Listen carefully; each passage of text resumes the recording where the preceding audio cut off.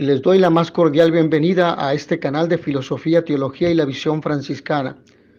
El día de hoy vamos a hablar sobre Santo Tomás Moro, humanista, abogado, juez recto, embajador, político, honesto. Vamos a abordar 5 puntos. El primero de ellos hace referencia a la personalidad de Tomás Moro. En la historia del pensamiento existen pocas personalidades tan ricas y complejas como la de Santo Tomás Moro. Sus biógrafos coinciden en destacar que fue un excelso humanista, un juez recto y prestigioso, embajador, consejero y canciller eximio de Inglaterra, el mejor de los amigos y modelo de padre y esposo. Luis Vives, un humanista español, destacó su agudeza de ingenio, profundidad de juicio, la excelencia y variedad de su erudición, la elocuencia de su discurso, la integridad de su conducta, su sana intuición, su eficacia, la suavidad de su modestia, su rectitud y su inquebrantable lealtad. La Iglesia Católica lo canonizó en 1935. Vamos a un segundo punto y en este vamos a ver 3 etapas respecto de sus datos biográficos. En la primera etapa vamos a hablar de su formación y esta inicia desde su nacimiento, 1478, y se extiende hasta 1510. Nace el 6 o el 7 de febrero de 1478 en Londres, hijo de Juan Moro, abogado, juez y caballero, que influyó decisivamente en su vocación jurídica. Estudió en el colegio de Saint Anthony, pero pocos detalles se conocen de sus primeros pasos hasta que entra al servicio como paje del cardenal Morton, lo que fue providencial para su carrera. En Oxford, de los 14 a los 16 años estudia literatura y filosofía, se enamora de los estudios humanistas y vive la austeridad que raya en la pobreza, impuesta por su padre como una forma de educación para entender que un ser humano no puede poseer todo lo que pretenda y que en la vida existen límites. En 1494 inicia los estudios de Derecho ingresando en las en Londres, primero en la New Inn y en 1496 en la Lincoln Inn. Entre 1498 y 1502, Tomás Moro reside en la hospedería del monasterio cartujo de Salutation of the Mother of God, por lo que algunos biógrafos han especulado con su vocación religiosa. En cualquier caso, la vida de Tomás Moro quedó escindida entre 2 actividades, la profesional de abogado y la intelectual de humanista, a la que nunca renunció. En 1504 y en 1510 fue miembro del Parlamento. Se opuso a la petición de contribuciones al reino de Enrique VII o que Enrique VII planteó. El rey no olvidó esta intervención y en 1508 Moro viajó a las universidades de Lombardía y París porque no podía vivir en Inglaterra sin grave riesgo. En 1505 se casó con Jeanne Colt, con la que tuvo 4 hijos, Margarita, Maggie, que jugaría un papel destacado en la vida de Tomás Moro, acompañándole con dolor y ternura hasta el último momento, Isabel, Cecilia y Juan. Este matrimonio duró hasta 1511, en que murió su esposa. En 1510, una vez muerto Enrique VII, Moro es nombrado Under-Sheriff de la ciudad de Londres y al mismo tiempo el equivalente a un juez de paz de Hampshire. A los 30 años, Moro era un famoso abogado que intervenía en los asuntos más importantes que se conocían ante los tribunales. La segunda etapa de madurez, de 1511 a 1528.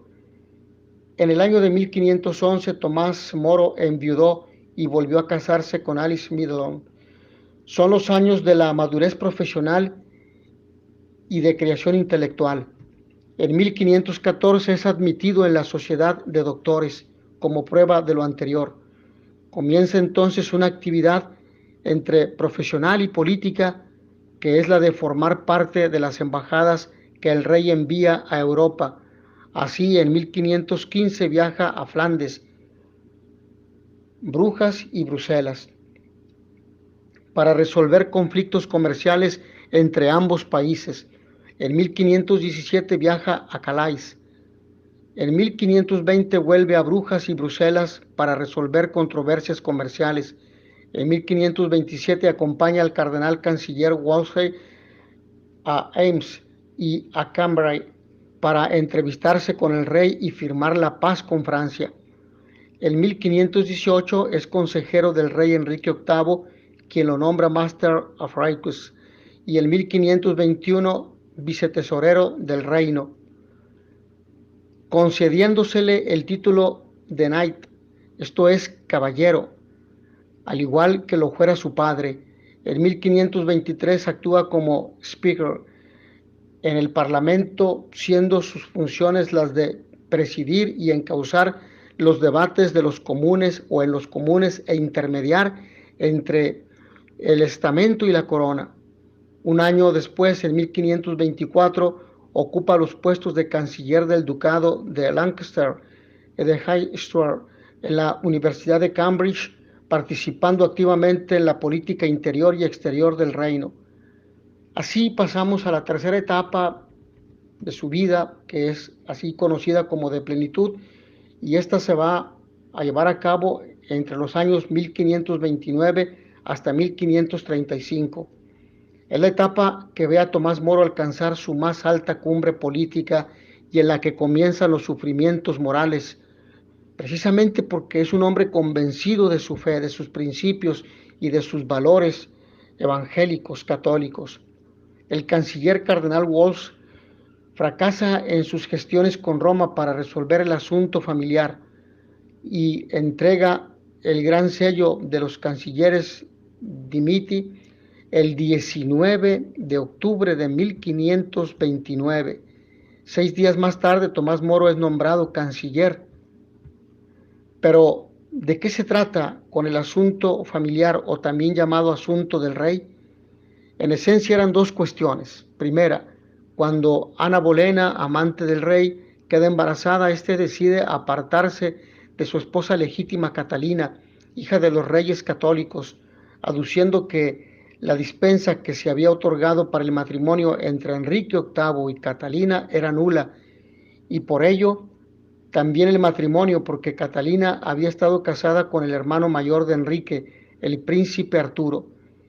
Y segunda, como la Santa Sede se opuso a declarar nula la dispensa, Enrique VIII, con el consentimiento del Parlamento, se erige en jefe de la Iglesia de Inglaterra con potestad normativa en materias eclesiásticas. Tomás Moro no pudo en conciencia aceptar esta situación y renunció al cargo de canciller en 1532. A partir de este momento comienza su calvario. Es recluido en la Torre de Londres en 1534 por traición al no querer reconocer en el rey la condición de jefe de la Iglesia de Inglaterra. Pero sabemos que esta traición es la justificación que se buscaba para poder encarcelarlo y para poder justificar una situación deshonesta por parte del rey, porque sabemos que el matrimonio católico es de origen divino y es por voluntad de Cristo que sea hasta que la muerte los separe, uno con uno hasta que la muerte los separe. Durante los 15 meses de prisión soportó extremas condiciones materiales, las presiones de familiares, especialmente de su mujer y de amigos, para que cediera en su posición, y la certeza de que esa posición y la crueldad de Enrique VIII le llevarían a la muerte. Fue decapitado el 6 de julio de 1535.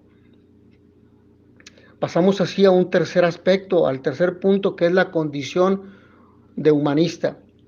Tomás Moro reunió las condiciones humanas que hicieron de él un modelo o prototipo de humanista cristiano, católico. comparable a los humanistas del Renacimiento. Reflejó en sus obras una profunda preocupación por la persona humana y al mismo tiempo un hondo conocimiento del legado cultural grecorromano. Como hombre de leyes, por ser abogado, conocía el derecho y sobre todo estaba seguro y convencido que la ley estaba al servicio del hombre y no al revés.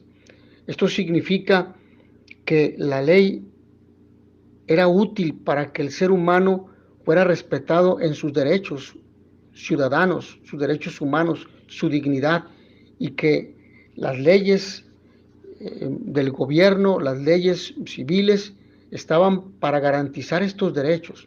Es un punto importante, por eso buscaba que los derechos humanos fueran respetados. De aquí el por qué fue considerado humanista.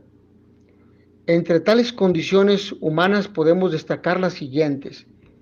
Primera, la investidura intelectual.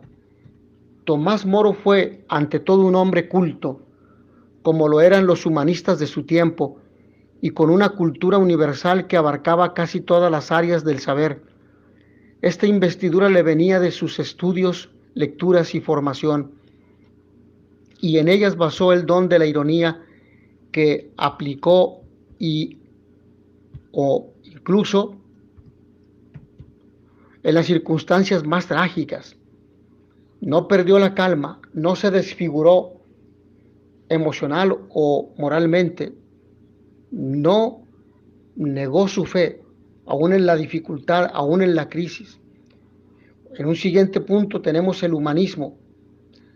Tomás Moro defendía un humanismo caracterizado por la preocupación por el hombre integral y por su alma trascendente, por el sentido de la amistad, por el profundo conocimiento del legado grecorromano, una cultura rica, por el derecho, por la filosofía, el arte, la arquitectura, la literatura, por su permanente deseo de ser mejor persona y por el cultivo de las virtudes tanto humanas como sobrenaturales, particularmente aquellas del Evangelio. Pasamos así al siguiente elemento, la utopía. Tomás Moro utilizó esta técnica para describir una organización social y política ideal, fruto de su imaginación, que tenía visos de irrealizable, pero que contenía una crítica de la situación existente en su época. Ser utópico no es soñar lo imposible o lo inasequible, sino soñar lo que es difícil, pero alcanzable. Por primera vez en la historia del pensamiento abordó el tema de la igualdad, del derecho, de la justicia, de la verdad, de la esperanza, elementos que de alguna forma aparecen en la obra de San Agustín de Civitate Dei, sobre la ciudad de Dios. Las dos ciudades, la del mundo y la del cielo, a la cual el hombre tiende. Tomás Moro también hablaba también se le puede reconocer en aquel aspecto de la competencia profesional, como jurista, parlamentario, speaker en la Cámara de los Comunes, decano universitario, embajador y canciller de Inglaterra, primer ministro. Tomás Moro demostró su preparación y competencia profesional. Supo hacer compatible un espíritu contemplativo que experimentó directa y personalmente en la hospedería de un monasterio cartujo. Sabemos que los cartujos son una reforma de la vida monástica benedictina, y esto lo va a realizar con el ejercicio de su profesión y la defensa de sus deberes cívicos, demostrando que ello no era contrario al desprendimiento espiritual del cristiano. Un aspecto más lo tenemos en el sentido de la familia. La familia era un núcleo fundamental en el pensamiento y en la vida de Tomás Moro. Consta que Tomás Moro en sus dos matrimonios fue un marido y un padre excepcionalmente afectuoso y preocupado por los estudios de humanidades de su mujer e hijos. Era un formador.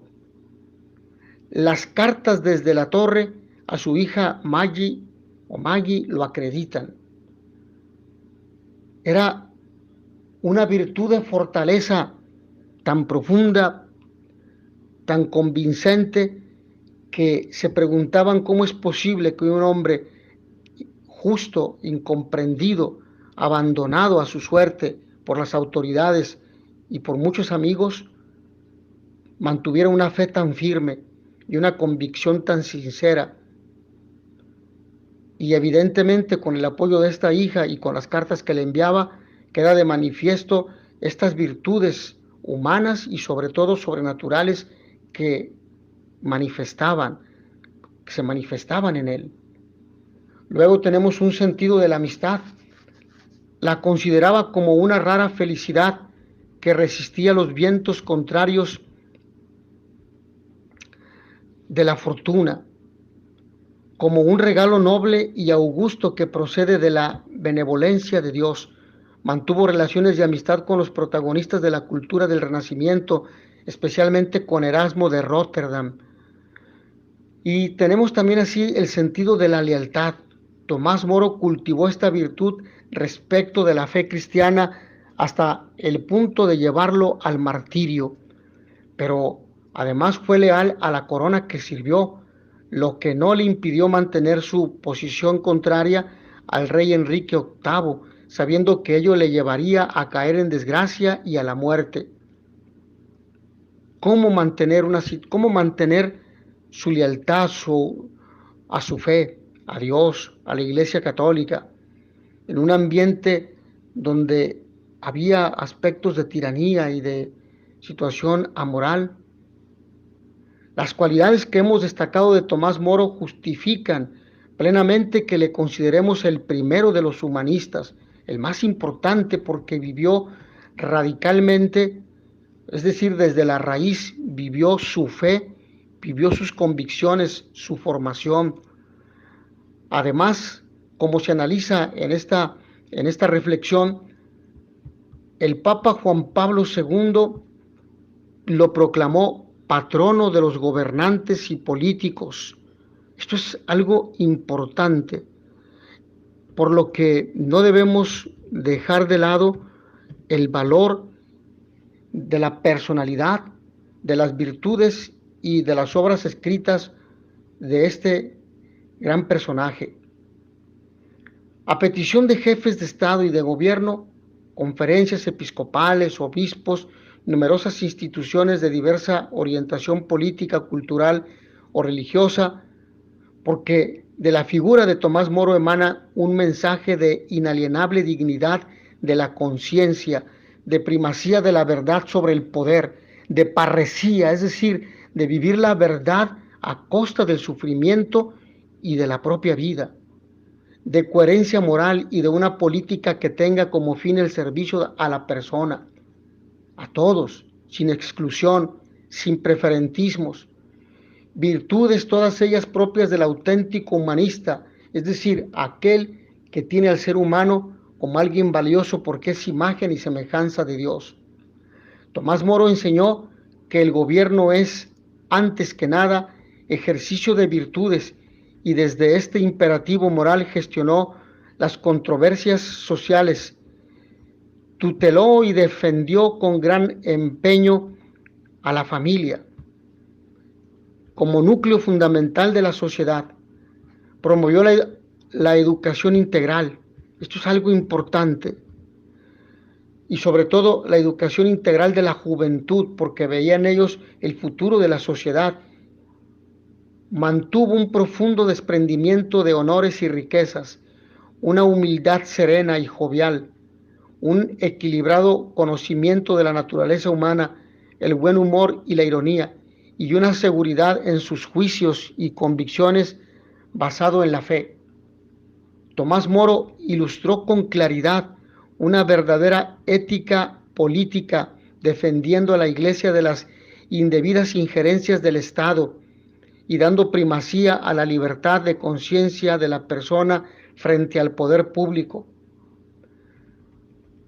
El cuarto aspecto es su condición de jurista. De la biografía de Tomás Moro se deduce que fue su padre, también jurista, quien le impuso los estudios de derecho.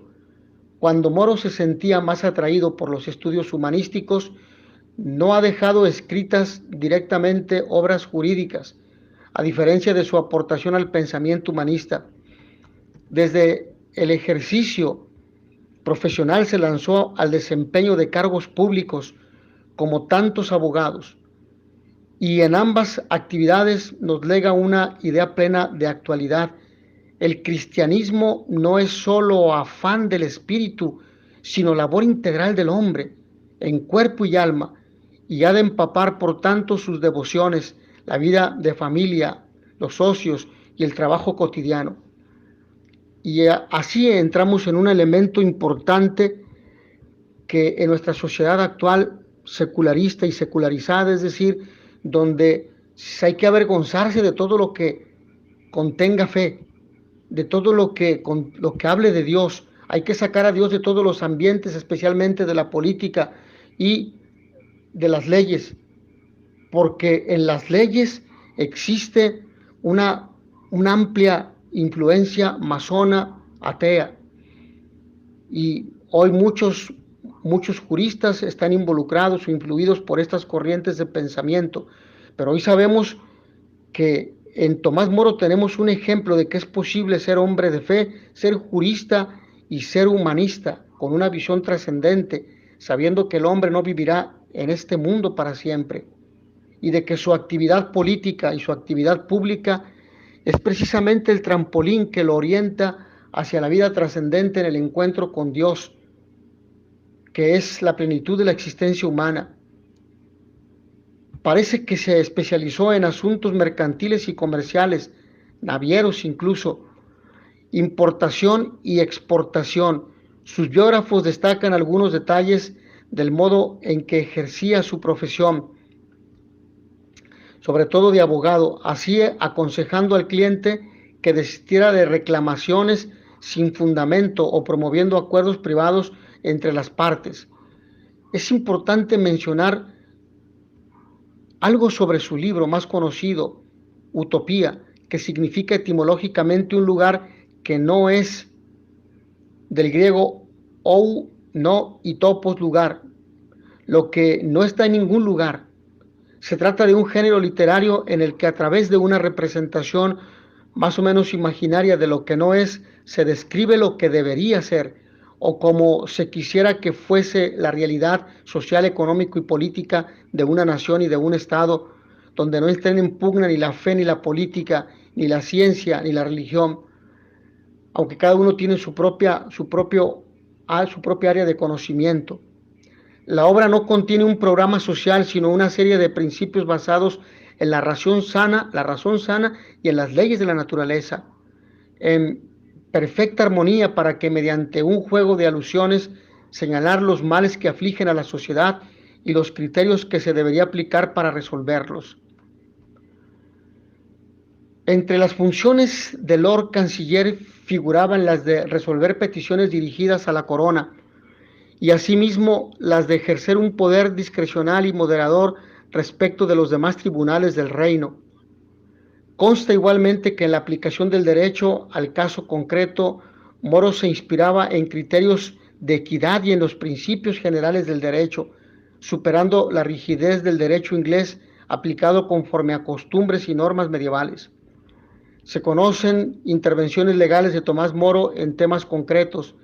Así, en el caso del embargo de un navío de los estados pontificios que atracó en el puerto de Southampton, o anécdotas atribuidas a Moro, como el caso en que dos mujeres se disputaban la propiedad de un perro y que resolvió poniendo al perro entre ellas, haciendo que le llamasen y entregándole a aquella con la que se fue el perro.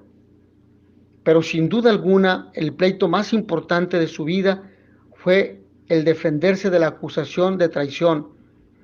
El Parlamento aprobó el acta de sucesión, por la que la Iglesia de Inglaterra se independizaba de Roma, es decir, desconocía al Papa, la autoridad del Papa, y habían colocado a su propio patriarca, y se reconocía, o arzobispo mejor dicho, y se reconocía a los herederos de Ana Bolena como sucesores de la corona, de manera que se negaba a Catalina su condición de reina, lo cual era no solo ilegal, sino también era antihumano. Y era también contra la fe que profesaban, porque era la fe, entre comillas, cristiana, aspecto que no se reflejaba en la realidad.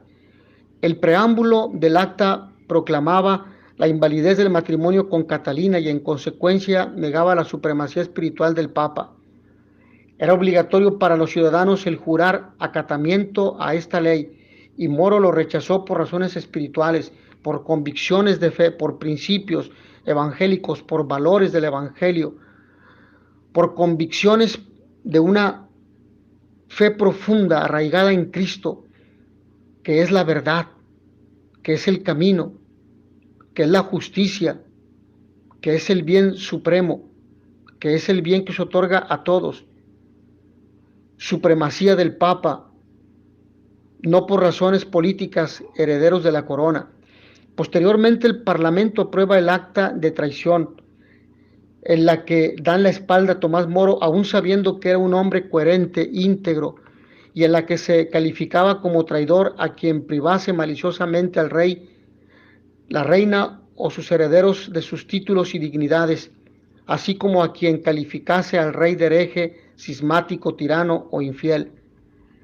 Sabemos que son movimientos corruptos de leyes que se realizan en la oscuridad para que aparezcan como justas a la luz del día, pero que son elaboradas para la satisfacción de intereses de personas que no tienen un pensamiento honesto y veraz.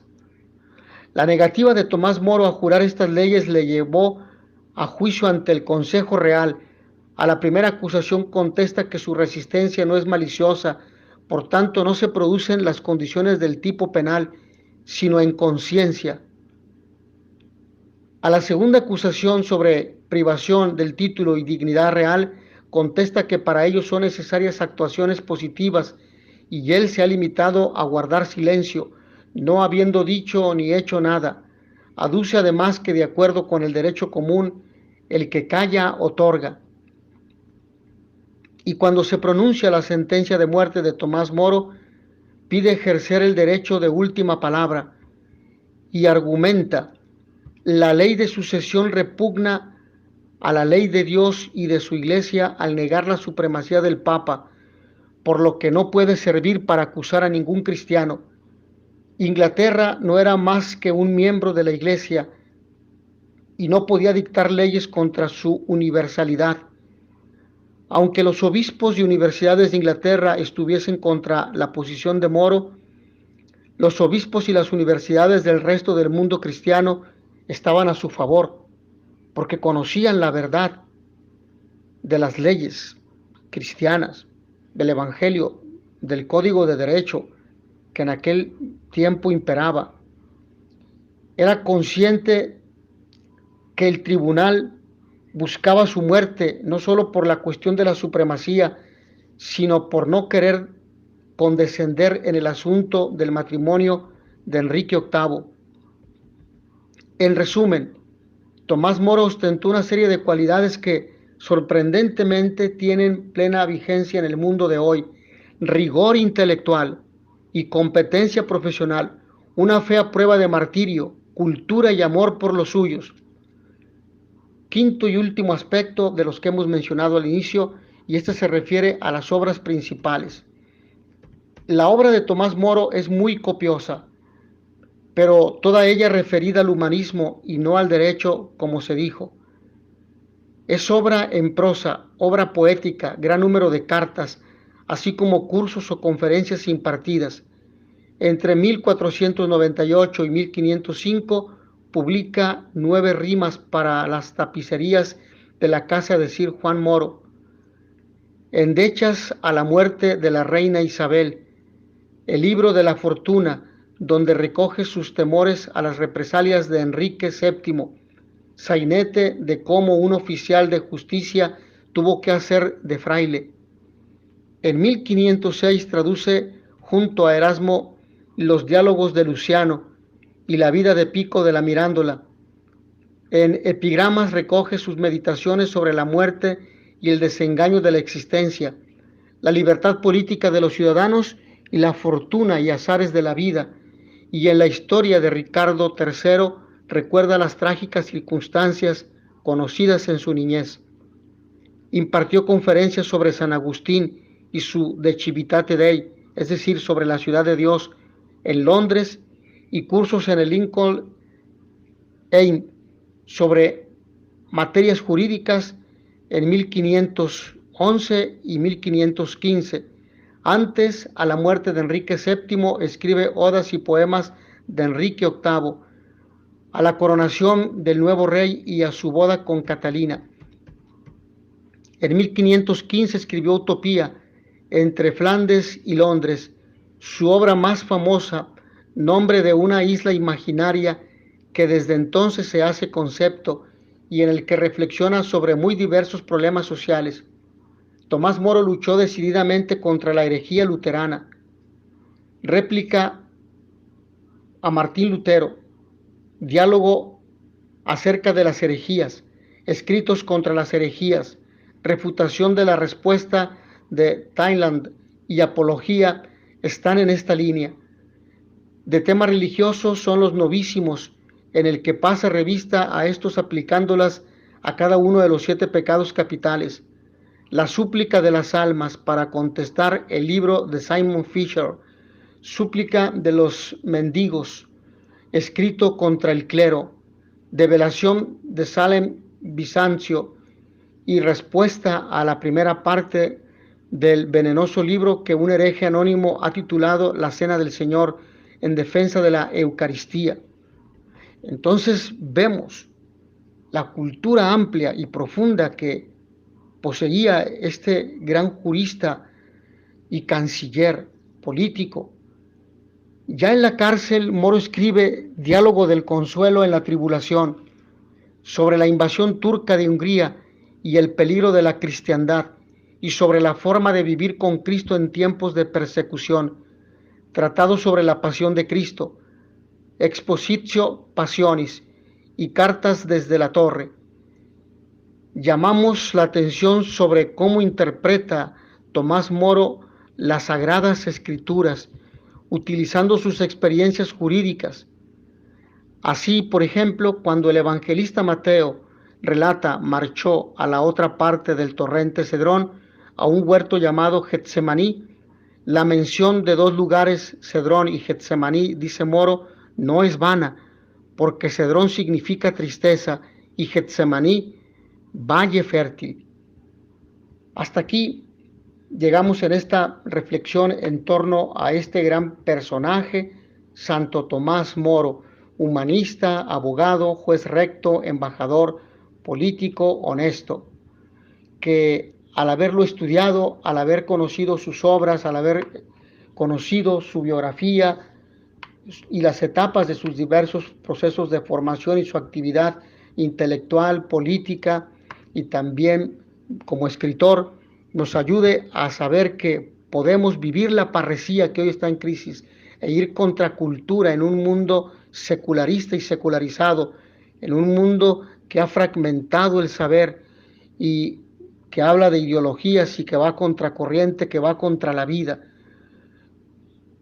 Que a todos ustedes el Señor los bendiga y les dé la paz.